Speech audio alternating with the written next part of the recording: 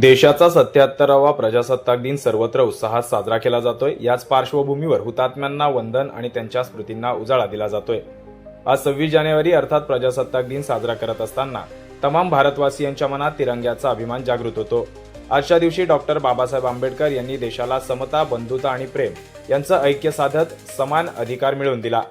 सार्वभौम राष्ट्र अशी ओळख असलेल्या भारताला राज्यघटना देऊन देशाचा कारभार सुरळीत व्हावा म्हणून आजचा दिन प्रजासत्ताक दिन म्हणून साजरा केला जातोय।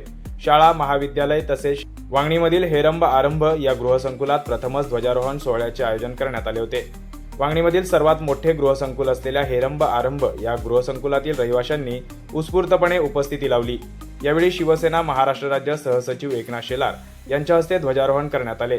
यावेळी अनेक मान्यवर मंडळी देखील उपस्थित होते। शासकीय कार्यालय, शाळा, महाविद्यालय या व्यतिरिक्त एका रहिवासी गृहसंकुलात ध्वजारोहणाचा कार्यक्रम होणे ही वांगणीकरांसाठी अभिमानाची गोष्ट समजली जाते। अरुण बैकर, वृत्त मराठी, वांगणी।